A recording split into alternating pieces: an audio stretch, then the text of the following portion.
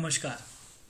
आशा करता हूँ आप लोग बहुत अच्छे होंगे और स्वागत है आपका इस वाली सीरीज़ में जिसमें हम लोग सैम्पल पेपर्स को सॉल्व करेंगे क्लास 12 कंप्यूटर साइंस के।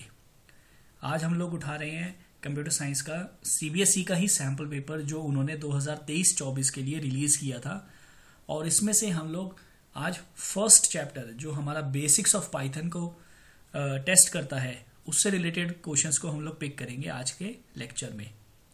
और हम लोग देखेंगे कि सीबीएसई ऐसे कितने क्वेश्चंस हमसे पूछ सकता है जो कि हमारे पाइथन के बेसिक्स को टेस्ट करेंगे। आज हम फंक्शंस की बात भी नहीं करेंगे, आज हम फाइल हैंडलिंग की बात नहीं करेंगे, नेटवर्किंग की बात नहीं करेंगे, ना ही एसक्यूएल की बात करेंगे। आज हम सिर्फ अपने बेसिक्स ऑफ पाइथन के टेस्टिंग करेंगे जो कि हम लोगों ने क्लास 11 में पढ़ी थी। तो हम लोग स्टार्ट करते हैं डायरेक्टली और हम लोग देखते हैं आज अभी सेक्शन ए। पहला क्वेश्चन जो है वो हमारा बेसिक्स ऑफ पाइथन से ही रिलेटेड है, जिसमें वो लोग पूछ रहे हैं स्टेट ट्रू और फॉल्स। स्टेटमेंट है in a Python program if a break statement is given in a nested loop it terminates the execution of all the loops. Nested loop मतलब एक लूप के अंदर दूसरा लूप। अगर एक लूप है फॉर लूप, उसके अंदर अगर एक दूसरा लूप है और उसके नीचे अगर ब्रेक लिखा हुआ है इस वाले लूप के अंदर, तो ये वाला ब्रेक क्या सारे फॉर लूप्स को टर्मिनेट कर देगा? ऐसा तो नहीं होता। It means this statement is a false statement. ये वाला ब्रेक सिर्फ इस वाले जो डायरेक्टली इसके ऊपर है सिर्फ इस वाले लूप को टर्मिनेट कर सकता है, बाकी को नहीं करेगा। तो ये स्टेटमेंट हो गई हमारी फॉल्स। अब हम क्वेश्चन नंबर नेक्स्ट पे चलते हैं। ये माई एसक्यूएल का है, ये हमें आज सॉल्व नहीं करना। नेक्स्ट क्वेश्चन हमारे पास है क्वेश्चन नंबर 3, जिसमें हमसे पूछा गया है आउटपुट, जिसमें हम लोग एक एरिथमेटिक एक्सप्रेशन है और इसको हमें प्रिंट कराना है, इसको कैलकुलेट करना है। कुछ नहीं करना है इसमें, हमें इसमें कैलकुलेट करना है और इसको प्रिंट कर देना है। कैलकुलेशन करने के लिए मैनुअल कैलकुलेशन हमें करनी पड़ेगी। स्टेटमेंट देखो क्या लिखी है, 3 - 2 की पावर 3। तो आप इसको इस तरह से समझिए, 2 की पावर 3 प्लस 99 डिवाइडेड बाई 11। अगर हम इसको सॉल्व करते हैं तो 3 माइनस, जब भी आपके पास एक्सपोनेंट वाली इस तरह की नंबरिंग आती है तो आपको हमेशा ऊपर से नीचे चलना है, यानी कि राइट टू लेफ्ट जाना है। तो पहले आप 2 की पावर 3 को कैलकुलेट करोगे जो कि है 8।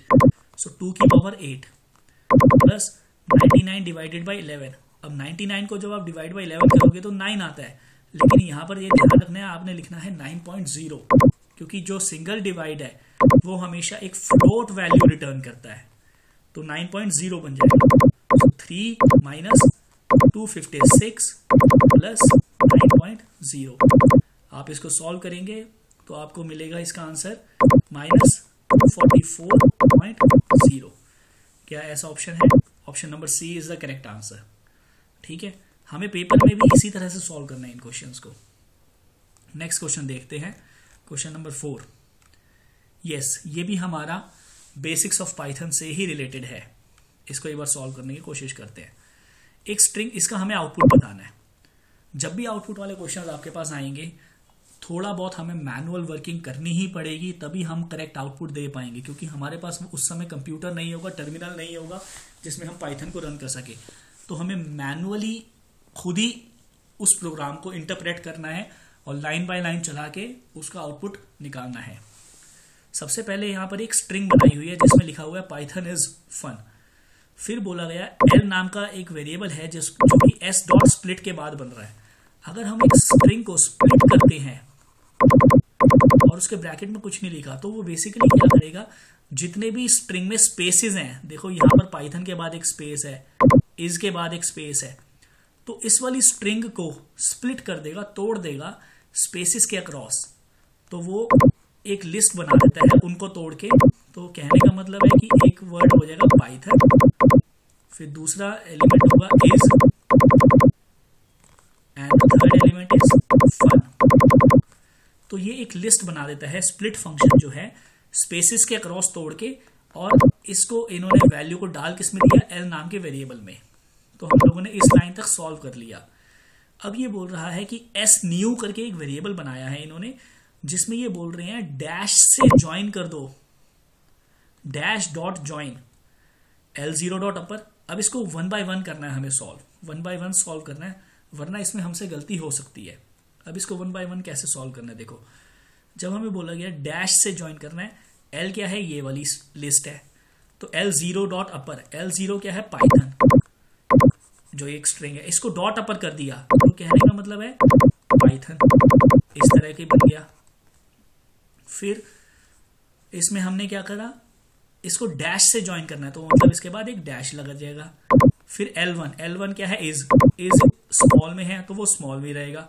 फिर L2 डॉट कैपिटलाइज, फिर दोबारा डैश आएगा क्योंकि ज्वाइन हमें क्या करना है, डैश से ज्वाइन करना है। L2 क्या है, ये वाला एलिमेंट, और इसको कैपिटलाइज करना है मतलब फर्स्ट एलिमेंट को कैपिटल कर देना है, बाकी सारों को स्मॉल रखना है। तो हमारा आउटपुट आ जाएगा ये, एस न्यू को हम जब प्रिंट करेंगे तो हमारा ये प्रिंट होगा। तो ये ऑप्शन आपका कौन सा है, option number B.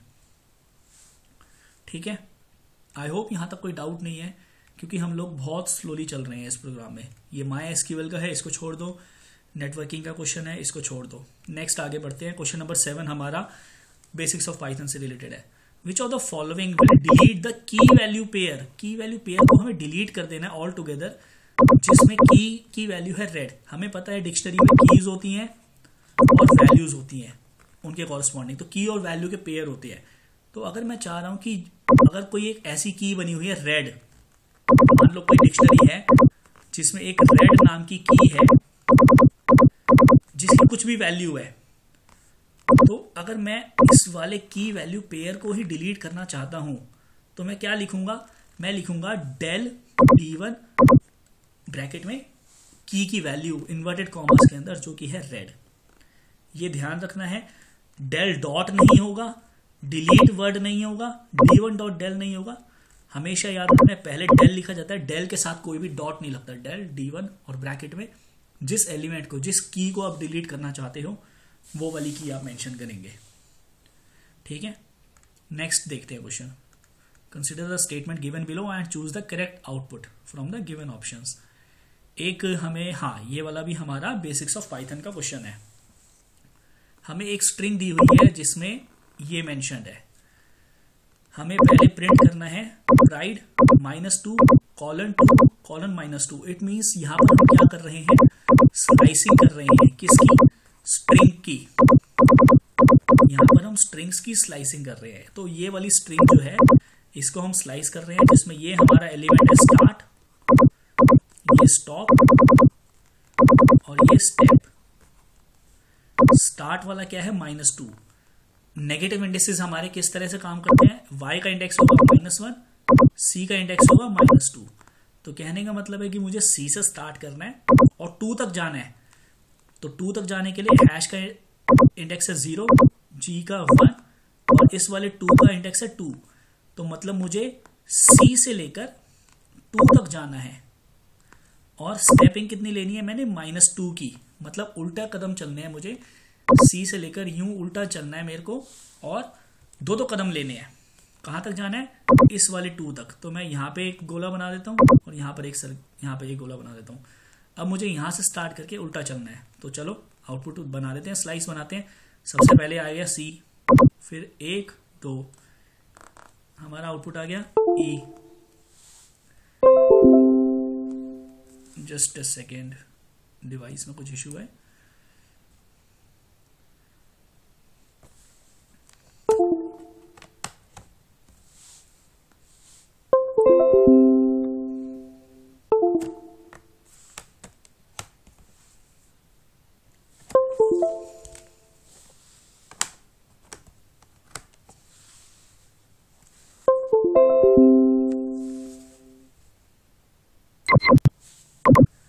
Sorry for the interruption. ठीक है, कंटिन्यू करते हैं। हम लोग सी पे आ गए थे, सी से मैंने 2 कदम उल्टे लिए, मुझे मिल गया वाई, ई आ गया आउटपुट।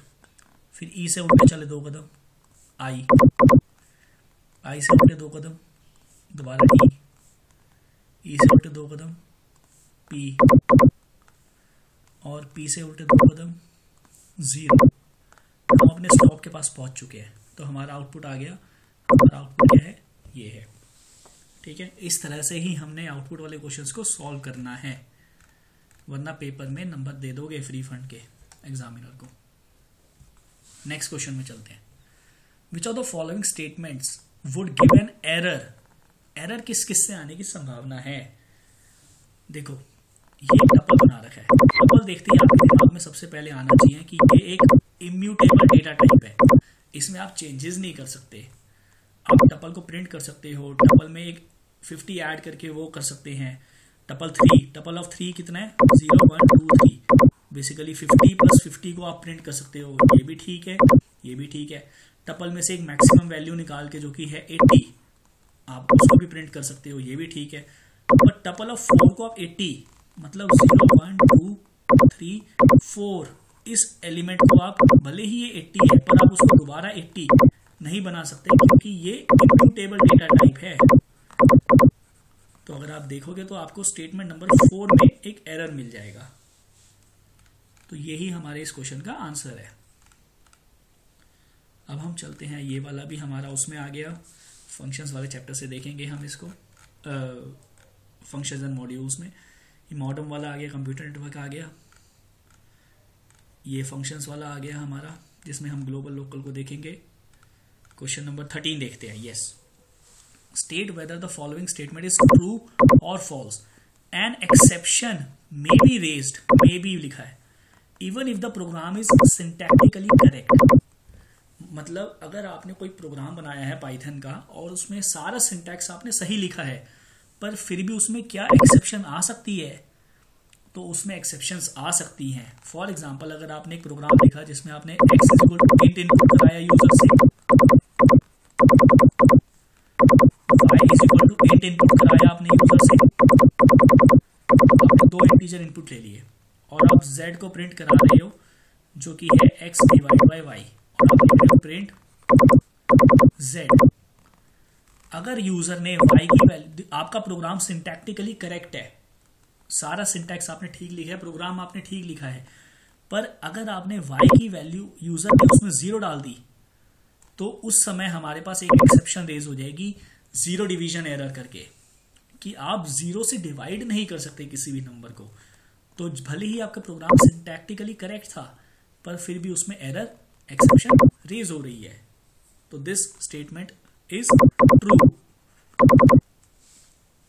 नेक्स्ट हम देखते हैं फॉल्स, RDBMS वाला। ओके, क्वेश्चन 15 ये स्विचिंग से रिलेटेड है। क्वेश्चन 16 आपका फाइल हैंडलिंग का आ गया। क्वेश्चन 17 देखते हैं असर्शन एंड रीजनिंग का। यस, असर्शन आपका बोल रहा है list is an immutable data type. क्या लिस्ट इम्यूटेबल होती है? नहीं, लिस्ट तो म्यूटेबल होती है। इट मींस ये स्टेटमेंट फॉल्स है। अगर ए वाली स्टेटमेंट फॉल्स हो गई तो मेरे को रीजनिंग पढ़ने की ही जरूरत नहीं है। एक ही ऑप्शन ऐसा है जिसमें ए इज फॉल्स है, तो इसका आंसर आ गया D. Next question, Python standard library consist of various modules. Okay, ठीक है, एंड ये ट्रू है, मतलब ठीक है, क्योंकि पाइथन लाइब्रेरी में डिफरेंट मॉड्यूल्स हो सकते हैं। एंड रीजनिंग बोल रहा है a function in a module is used to simplify the code and avoids repetition. Yes, function हम लोग इसीलिए बनाते हैं ताकि हमें एक ही कोड को बार बार ना लिखना पड़े। अगर हमें कोई चीज बार बार करानी है तो हम उस फंक्शन को ही कॉल कर लेंगे। दोनों स्टेटमेंट ट्रू हैं, पर क्या ये इसको एक्सप्लेन करती है? नहीं, ये इसको एक्सप्लेन नहीं कर रही, ये इसकी करेक्ट एक्सप्लेनेशन नहीं है। तो इसलिए हम लोगों का आंसर क्या होगा? Both A and R R true, but R is not a correct explanation for A. So आपका 18th का आंसर हो जाएगा बी।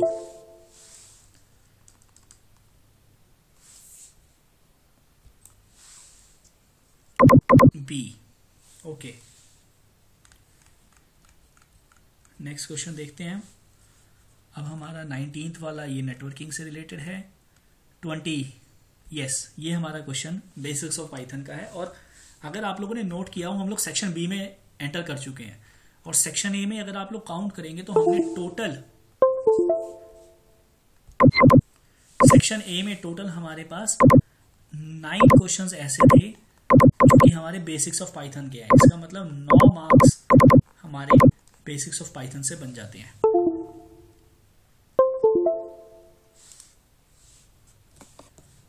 एक सेकेंड, ये इसको क्या हो गया?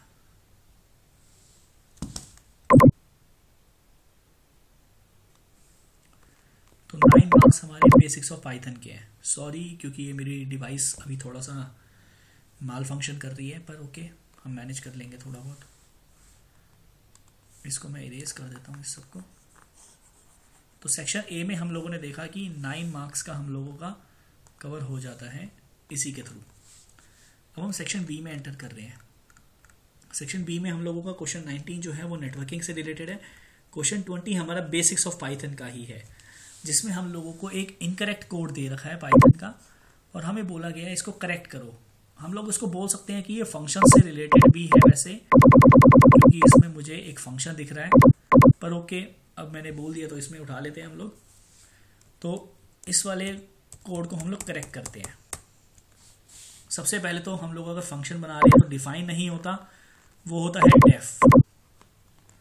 पहला करेक्शन ये हो गया। और जब भी आप लोग ऐसे इनकरेक्ट प्रोग्राम को करेक्ट करेंगे तो आप लोगों ने हमेशा करेक्ट कोड लिखना है, ऊपर हेडिंग देनी है करेक्ट कोड।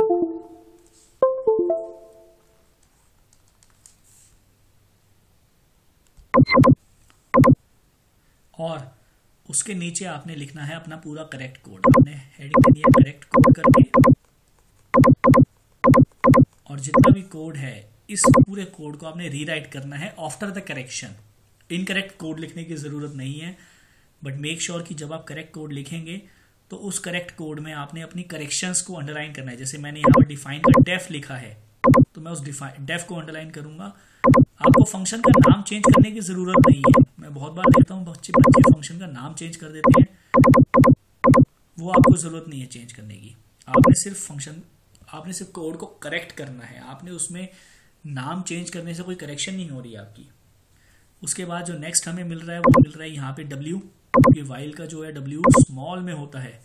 तो सेकंड करेक्शन हमारी ये हो गई। थर्ड करेक्शन हमारी यहाँ पर हम रिमाइंडर नाम का एक वेरिएबल बना रहे हैं जिसमें हम लोगों ने by mistake double equal to लगा दिया, जबकि डबल इक्वल टू तो हम लोग कंपैरिजन करने के लिए करते हैं। तो हमें यहाँ पर इस डबल इक्वल टू को सिंगल इक्वल टू करना है। ये तीसरा करेक्शन। और चौथा करेक्शन ये जो रिटर्न है ये हमने बाय मिस्टेक लूप के अंदर डाल दिया, जबकि ये यहाँ पे आना चाहिए इस जगह पे, लूप के बाहर, वाइल लूप के बाहर। तो आपने टोटल 4 करेक्शन इसमें कर दी। ये बहुत बेसिक सी करेक्शंस हैं, क्योंकि आप डायरेक्टली देखते ही आप बता दोगे कि डिफाइन का डेफ होगा, वाइल का डब्ल्यू होगा, डबल इक्वल टू का सिंगल इक्वल टू, और रिटर्न वाइल लूप के अंदर डाल के आपने बाहर डालना है। क्योंकि आपको बोला क्या गया है कि एक नंबर एक्सेप्ट करता है ये फंक्शन और उसका रिवर्स नंबर को रिटर्न करता है।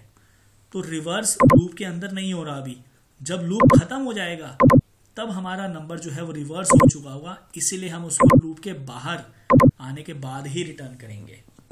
ओके, आई होप ये क्लियर है आप लोगों को। अगला क्वेश्चन हमारा फंक्शन से रिलेटेड है, इसको अभी हम स्किप कर रहे हैं। अगला क्वेश्चन हमारा आउटपुट का है दोबारा से। इसमें अभी तक हमने कोई प्रोग्राम नहीं लिखा, अभी हम लोग सिर्फ आउटपुट कर रहे हैं बेसिक्स ऑफ पाइथन से। क्वेश्चन 22 में भी हमारे पास आउटपुट का ही ये क्वेश्चन है। एक स्ट्रिंग दे रखी है जिसकी वैल्यू है लॉस्ट। ओके, इसके इंडेक्सेस लिख लेता हूँ। इसका इंडेक्स है 0, इसका 1, इसका 2, इसका 3। ओके, एक लिस्ट है जिसके अंदर डिफरेंट डिफरेंट वैल्यूज हैं। इसका भी इंडेक्स लिख लेता हूँ 0, 1, 2, 3। तो एक लिस्ट L है और एक स्ट्रिंग S है। एक डिक्शनरी बना रखी है, एम्प्टी डिक्शनरी है अभी करंटली। तो मेरी जो एक डिक्शनरी है वो है खाली। ओके, इसको मैं यहां लिख लेता हूं इस तरह से। अब बोला गया for I in range lane of S. Lane of S कितनी है, एस की लेंथ कितनी है, 4। तो basically for I in range 4 बोला जा रहा है। अगर आई इन रेंज 4 लिखा है तो इसका मतलब क्या है कि आई के अंदर वैल्यूज कौन कौन सी आएंगी, 0, 1, 2, 3। तो एक एक करके आई इनमें से वैल्यूज उठाएगा। करंटली सबसे पहले आई के अंदर वैल्यू कौन सी आएगी, 0। ठीक है, लूप के अंदर गए हम, पहली बार आई के अंदर वैल्यू आ गई 0। क्या आई परसेंटेज 2 इज इक्वल टू 0 है, यस। 0 डिवाइड बाई 2 करेंगे तो रिमाइंडर इज 0। तो this is a true statement. हम लोग इस वाली लाइन पे गए। D of L dot pop, L में से हम लोग पॉप कर देंगे। जब भी हम लोग पॉप स्टेटमेंट लिखते हैं तो हमेशा लिस्ट का लास्ट एलिमेंट डिलीट हो जाता है। लास्ट एलिमेंट क्या है इस समय, 4। तो इसका मतलब क्या है, डिक्शनरी में एक एल डॉट पॉप करके मेरे पास क्या आया, 4 आया, और इस 4 को डिक्शनरी में मैंने की बना दिया और उसकी वैल्यू क्या रखनी है मेरे को, एस ऑफ आई। आई क्या है इस समय 0, तो एस ऑफ 0 क्या है L। तो कहने का मतलब है कि हमारी एक एलिमेंट इस तरह से ऐड हो गई। एल्स पे हम लोग जाएंगे नहीं, अब आई की अगली वैल्यू उठेगी, ये वाली वैल्यू जब चली गई तो लूप आगे बढ़ेगा, आई की नेक्स्ट वैल्यू आएगी, आई की वैल्यू हो गई 1। क्या 1% 2 इज इक्वल टू 0 होता है? नहीं होता। तो हम एल्स में जाएंगे। एल्स में जाने के बाद हमने क्या करा, दोबारा से L dot pop. L dot pop जब करेंगे तो हमारा एल में से पहले ये तो हट ही चुका है, क्योंकि पिछले पॉप में हमने 4 को पॉप कर दिया। अब हम जब दोबारा एल डॉट पॉप कर रहे हैं तो हमारा 33 पॉप हो जाएगा। तो डी ऑफ 33 यानी कि डी में एक 33 नाम की एक की बन जाएगी, जिसकी वैल्यू क्या होगी, आई प्लस 3। आई क्या है 1, 1 प्लस 3 यानी 4। तो ये हमारी एक अलग से की बन गई। नेक्स्ट आते हैं हम लोग, दोबारा लूप ऊपर चला, आई की अगली वैल्यू क्या हो जाएगी 2। आई की वैल्यू 2 हो गई, तो आई परसेंटेज 2 इज इक्वल टू 0 हो गया। हम लोग दोबारा इस वाले लाइन पे आ गए,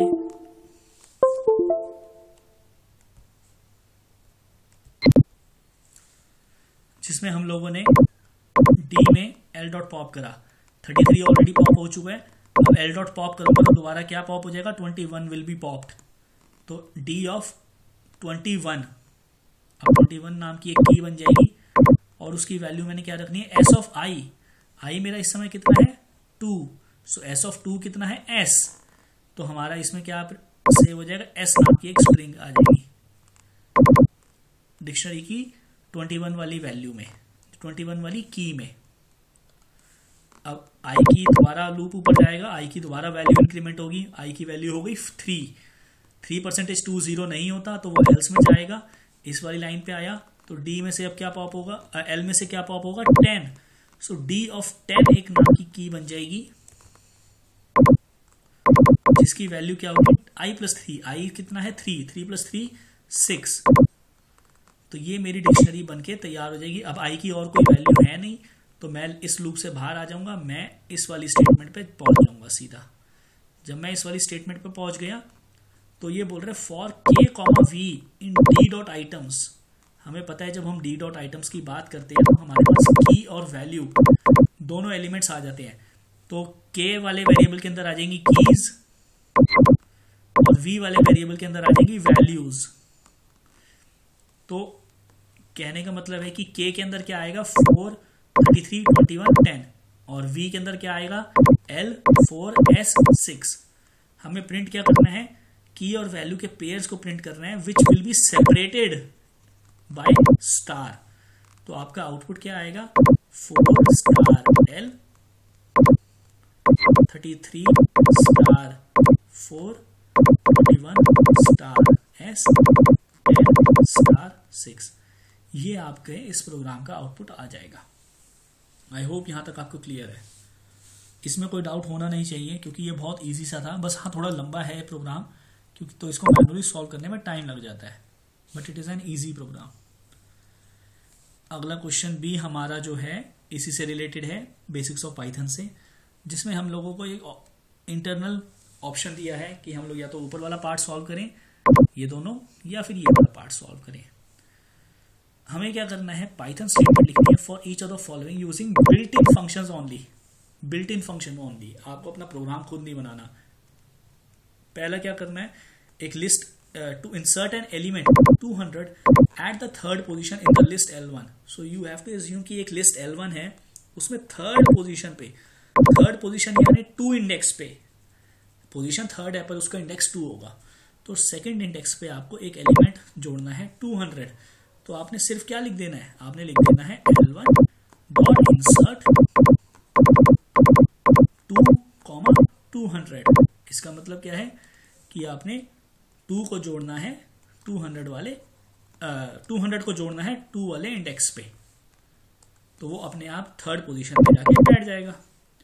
नेक्स्ट आपका है to check whether a string named message ends with a full stop और पीरियड और नॉट। मतलब एक मैसेज नाम की एक स्ट्रिंग है, क्या वो डॉट से यानी कि फुल स्टॉप से एंड होती है, तो उसके लिए हमारे पास एंड्स विद फंक्शन है।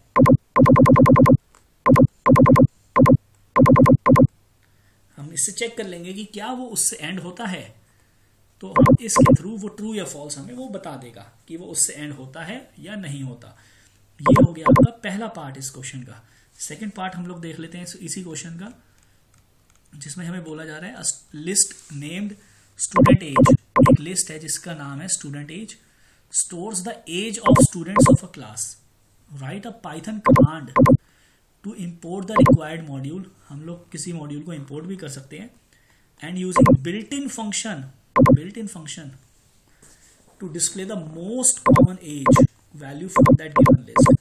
कहने का मतलब है कि हमारे पास एक ऐसी लिस्ट है जिसके अंदर बच्चों की एज है, और हमें ये देखना है कि सबसे ज्यादा बच्चे किस उम्र के हैं हमारे क्लास में। तो उसके लिए हम लोग इंपोर्ट करेंगे स्टैटिस्टिक्स मॉड्यूल को, जिसमें से हम लोग फंक्शन यूज करेंगे मोड फंक्शन। स्टैटिस्टिक मॉड्यूल को इंपोर्ट करके हम लोग मोड फंक्शन यूज कर लेंगे। हम लोग उसमें लिखेंगे क्या, लिखेंगे इंपोर्ट, क्योंकि हम मॉड्यूल को इंपोर्ट कर सकते हैं तो मैं डायरेक्टली इंपोर्ट कर रहा हूं, इंपोर्ट स्टैटिस्टिक्स, और फिर मैं प्रिंट कर दूंगा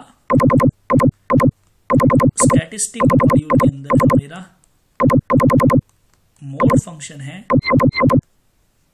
उस मोड फंक्शन में मैं इस वाली लिस्ट को स्टूडेंट एज को पास कर दूंगा। मैंने शॉर्ट फॉर्म में लिख दिया स्टूडेंट एज को, तो इसको जब हम पास कर देंगे तो वो उसमें से मोड का मतलब क्या होता था, जो हमने 10th क्लास में पढ़ा था, 9th और 10th में स्टैटिस्टिक में, कि मैक्सिमम नंबर ऑफ टाइम्स कौन सा एलिमेंट आ रहा है, वो मोड बताता है हमें।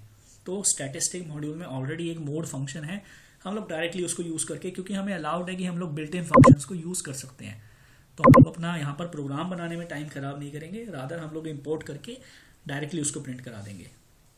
और इसके बाद हम लोग चलते हैं क्वेश्चन नंबर 20। ये हमारा फंक्शंस का है, इसको छोड़ते हैं, सेक्शन सी में आ जाते हैं। अब देखो हम लोग सेक्शन सी में एंटर कर गए, और अगर आप लोग नोट करेंगे तो सेक्शन बी में हमारे पास चैप्टर 1 से 2-2 नंबर के 3 क्वेश्चन थे, यानी कि 6 नंबर हमारे वहां बनते हैं, और इजी थे क्योंकि उसमें हम लोग डायरेक्टली आउटपुट निकाल रहे थे। तो 9 नंबर हमारे सेक्शन ए ने दे दिए, 6 नंबर हमें सेक्शन बी ने दे दिए, और अब देखते हैं सेक्शन सी में कितने नंबर हमें ये देता है। तो 9 और 6 15 नंबर हमारे पक्के हो चुके हैं। इसमें हमें बोला गया कि हमें आउटपुट निकालना है फॉलोइंग कोड का। ओके,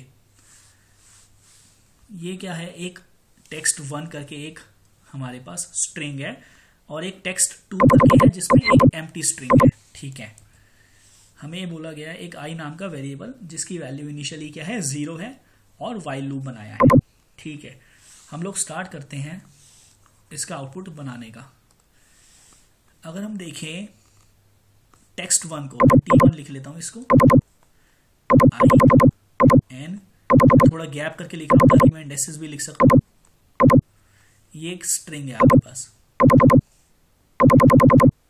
जिसमें इसका इंडेक्स है 0, इसका 1, इसका 2, इसका 3, इसका 4, इसका 5, और आपके पास एक टेक्स्ट 2 है, क्योंकि आपने प्रिंट क्या करना है टेक्स्ट 2, तो आपकी टेक्स्ट 2 इनिशियली एम्प्टी है। ठीक है, और i की वैल्यू इनिशियली आपकी क्या है 0 है। हमें क्या स्टार्ट करना है while loop, while i is less than length of text 1। Text 1 की लेंथ कितनी है 6, कैलकुलेट कर लो, 1 2 3 4 5 6, तो इसकी लेंथ कितनी है 6। तो जब तक i इज लेस देन 6, कहने का मतलब है कि i जब तक 6 से छोटा है तब तक मेरा ये लूप रन करेगा। और कहीं पे हमें देखना है कि i की वैल्यू चेंज हो रही है, यस, इधर हम लोग i को इंक्रीमेंट कर रहे हैं बाय 1, तो एक एक वैल्यू हम उसकी बढ़ा भी देंगे यहाँ पे। ठीक है, अब हम लोगों ने चेक करना है इफ कंडीशन में, if text of 1, if T1 of i, इस समय i की वैल्यू क्या है, इनिशियल वैल्यू चल रही है अभी i की वैल्यू 0। ठीक है, क्या i लेस देन 6 है, 0 लेस देन 6 है, यस है, तो हम लोग इस लूप के अंदर आ गए। इस लाइन पे आया T1 ऑफ 0, क्या वो 0 से बड़ा है, और T1 ऑफ 0 9 से छोटा, मतलब 0 से बड़ा और 9 से छोटा है क्या, T1 ऑफ 0, T1 ऑफ 0 मतलब ये वाला एलिमेंट, क्या i 0 से बड़ा और 9 से छोटा है, नहीं है, तो मैं एलिफ में जाऊंगा, एलिफ में जाके देखूंगा कि T1 ऑफ 0 यानी कि i a से बड़ा और z से छोटा है, यस वो है, तो मैं इस वाले एलिफ के अंदर चला गया।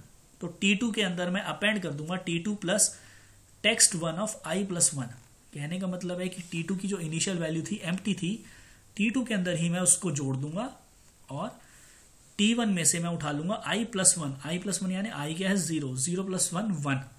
तो मैंने T1 ऑफ 1 जो कि क्या है n, इस n को मैंने यहां पर जोड़ देना है T2 में। और अब i की वैल्यू इंक्रीमेंट कर दूंगा। i की वैल्यू 0 से क्या हो गई 1 हो गई। दोबारा मैं ऊपर गया लूप में, यहाँ पे इस वाली लाइन पे वाइल पे। अब i की वैल्यू क्या अभी भी 6 से छोटी है? यस, अभी भी 6 से छोटी है। तो दोबारा हम अंदर गए, क्या T1 ऑफ i या T1 of 1 greater than 0 and less than 9 है? भाई T1 ऑफ 1 तो n है, n तो ऐसा कुछ नहीं है 0 से बड़ा और 9 से छोटा। तो मैं एलिफ में गया, क्या वो a से बड़ा और z से छोटा है n? यस, n जो है वो a और z के बीच में आता है। तो अगेन हम लोग एलिफ के अंदर चले जाएंगे। T2 की वैल्यू क्या बन जाएगी? T2 की जो प्रीवियस वैल्यू थी उसमें मैं T1 ऑफ i+1, i क्या है 1, 1 + 1 2, तो मतलब T1 ऑफ 2 जो कि है d, इस d को भी मैं यहाँ जोड़ दूंगा T2 के अंदर। अब दोबारा मैं इसी लाइन पे आ गया, i की वैल्यू चेंज कर देंगे। अब i की वैल्यू 1 से इंक्रीमेंट कर देंगे, अभी 1 थी 1 + 1 हो जाएगी, i की वैल्यू बन गई 2। क्या ऊपर जाके दोबारा देखेंगे वाइल लूप में, क्या 2 इज लेस देन 6 है? यस, 2 इज लेस देन 6 है। तो हम लोग दोबारा से वाइल लूप के अंदर जाएंगे और वाइल लूप के अंदर जाके हम देखेंगे कि क्या चलता है प्रोग्राम। हाँ, T1 ऑफ i यानी कि T1 ऑफ 2 जो कि d है, क्या वो 0 से बड़ा और 9 से छोटा है? नहीं यार, ऐसा तो कुछ नहीं है। क्या वो a से बड़ा और z से छोटा है? हाँ है। तो मैं इस वाली लाइन पे आ गया। T2 में मैं जोड़ दूंगा T1 ऑफ i+1। T1 ये मेरा स्ट्रिंग है, i+1, 2 + 1 3 यानी कि हाइफन। तो NT के बाद अब मैं लगा दूंगा हाइफन। फिर मैं इस लाइन पे आ जाऊंगा और i की वैल्यू इंक्रीमेंट कर दूंगा। अब 2 से i की वैल्यू हो गई 3। वापसी ऊपर मैं इस लूप पे गया, यहाँ पे क्या i की वैल्यू 3 जो है वो 6 से छोटी है? यस, 6 से छोटी है। तो मैं इस पे गया, अब i की वैल्यू इस समय क्या चल रही है 3 है मेरी, मैं हाइफन पे हूँ मैं इस समय। T1 of i, T1 of 3 कहाँ पे है? यहाँ पे है। क्या हाइफन 0 से बड़ा और 9 से छोटा है? ऐसा तो कुछ नहीं है। क्या हाइफन a से बड़ा और z से छोटा है? ऐसा भी कुछ नहीं है। तो हम लोग एल्स में आ जाएंगे। और एल्स में आके हम लोगों को क्या बोला गया कि भैया उसकी जगह आप स्टार लगा दो। तो मैं हाइफन के बाद लगा दूंगा अब स्टार T2 में। अब दोबारा से i की वैल्यू बढ़ जाएगी, i की वैल्यू इंक्रीमेंट हो गई 3 से क्या हो गई 4। जब 4 हुई, वापसी में लूप में ऊपर गया, वाइल लूप में, क्या 4 इज लेस देन 6 है? क्योंकि लेन ऑफ टेक्स्ट 1 क्या थी 6 है, तो 4 इज लेस देन 6 ट्रू। दोबारा मैं यहाँ पे गया, इस समय T1 ऑफ 4 कहाँ है? यहाँ पे, यानी कि मैं इस पे पॉइंट कर रहा हूँ 2 पे। क्या वो 0 से बड़ा और 9 से छोटा है? यस, ऐसा है। तो अब हम इस वाली कंडीशन पे आ गए। तो वैल नाम का वेरिएबल बन गया जिसमें हम लोगों ने क्या लिखा, वैल इज इक्वल टू क्या हो जाएगा आपका int of T1 of i। ये जो T2 है इस 2 को इंटीजर बना दो, ठीक है 2 बन गया। आपने इसमें +1 कर देना है नेक्स्ट लाइन पे, val is equal to val +1, यानी कि वैल की वैल्यू क्या हो गई 3 हो गई। और T2 में आपने इसी वैल को स्ट्रिंग बना के, यानी कि स्ट्रिंग बना के T2 में इसी को जोड़ देना है। तो ये आपका स्टार के बाद 3 लग जाएगा। फिर दोबारा आप कहाँ आ जाओगे, नीचे i is equal to i+1 पे। जब मैं दोबारा i is equal to i+1 पे गया तो i की वैल्यू मेरी 4 से क्या हो गई 5 हो गई। क्या 5 इज लेस देन 6 है? यस है। यहाँ गया, क्या इस समय मेरा T1 ऑफ 5 जो कि 3 है, क्या वो 0 से बड़ा और 9 से छोटा है? यस है। तो मैं एक वैल नाम का वेरिएबल बनाऊंगा फिर से पिछली बार की तरह, जो कि integer of T1 of i यानी 5 यानी कि 3। तो 3 का इंटीजर बन गया। फिर अगली लाइन में मैंने 3 इज इक्वल टू 3 + 1 कर दिया, यानी कि इसको 4 बना दिया। और फिर T2 में मैंने इस 4 को स्ट्रिंग बनाकर T2 में जोड़ के अपेंड कर दिया। तो ये मेरा T2 बन गया अभी तक। फिर दोबारा i is equal to i+1 पे गया, 5 की वैल्यू 5 से 6 हो गई। क्या मेरा 5 की वैल्यू जब 6 हुई, क्या 6 लेस देन 6 है? फॉल्स है। तो मैं इस लूप से बाहर आ जाऊंगा। इस लूप से बाहर आके मैंने क्या प्रिंट कर देना, प्रिंट T2। और T2 की वैल्यू क्या बन चुकी है, n d - *3 4। ये आपका फाइनल आउटपुट है। और ये क्वेश्चन आपका 3 नंबर का है, इसलिए इसने इतनी ज़्यादा मेहनत हमसे करवा ली। और ऐसे क्वेश्चन आपके पास पेपर में आएंगे। ये क्वेश्चन सिर्फ लेंदी होते हैं आपको थोड़ा सा कंफ्यूज करने के लिए, आपसे गलती कराने के लिए, लेकिन ऐसे क्वेश्चंस को आपने बहुत समझदारी से, बहुत शांति से सॉल्व करना है, क्योंकि ये बहुत इजीली सॉल्वेबल है। ये मैं आपको समझा रहा हूँ इसलिए टाइम लग रहा है, पर जब आप लोग एक बार सॉल्व करने लगेंगे तो आप पैटर्न जब पकड़ लोगे ना, तो आपको समझ आ जाएगा कि अब मैंने क्या करना है। ये मैं मैनुअली एक एक एलिमेंट करा रहा हूँ, इसलिए टाइम थोड़ा ज़्यादा लग रहा है। तो आई होप आपको ये चीज़ समझ आ गई होगी, ये वाला क्वेश्चन। और ये क्वेश्चन था आपका 3 नंबर का। आप लोग इसके आगे जाके देखेंगे तो चैप्टर 1 में से और कोई क्वेश्चन नहीं है, तो हमारे पास चैप्टर 1 से जितने रिलेटेड क्वेश्चन थे सीबीएसई के सैम्पल पेपर में, वो हमने सारे कवर अप कर लिए हैं। अभी तक हम लोग 15 नंबर का क्वेश्चन देख चुके थे सेक्शन ए और बी में टोटल मिला के।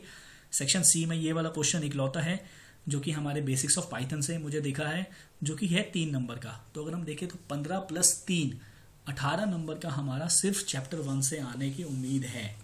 तो अगर आप लोग बेसिक्स ऑफ पाइथन को भी करके जा रहे हो तो आप लोग एक major portion of the Python जो यूनिट 1 है वो आप लोग कवर कर लोगे। और वो बहुत ईजी है, क्योंकि इसमें आपने कोई प्रोग्रामिंग नहीं करी, इसमें आपने सिर्फ बेसिक्स को यूज़ किया है और अपने आउटपुट कैलकुलेट किए हैं।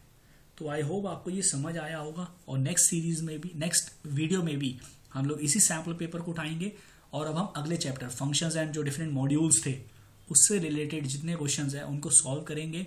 और ऐसे ही मैं कोशिश करूंगा कि आपको चैप्टर सॉल्व करते समय ही चैप्टर की जो कॉन्सेप्ट है वो क्लियर हो जाए। इससे आपके क्वेश्चंस भी प्रैक्टिस हो रहे हैं, साथ के साथ आपका कॉन्सेप्ट भी रिवाइज हो रहा है। तो आप लोगों को कैसा लगा प्लीज़ मुझे बताइएगा, ताकि मैं उस चीज़ को और अमेंड कर सकूँ अगर इसमें कोई कमी है, कोई इंप्रूवमेंट है। और सॉरी, क्योंकि मेरा जो पेन था वो आज ढंग से काम नहीं कर रहा था, इसलिए उसमें थोड़ी सी डिस्टर्बेंस हो रही थी, मुझे बीच बीच में वीडियो पॉज करनी पड़ रही थी। बट ठीक है, आई थिंक हम लोग मैनेज कर लेंगे फिर भी। ठीक है, फिर मिलते हैं नेक्स्ट वीडियो में। Thank you and God bless you all.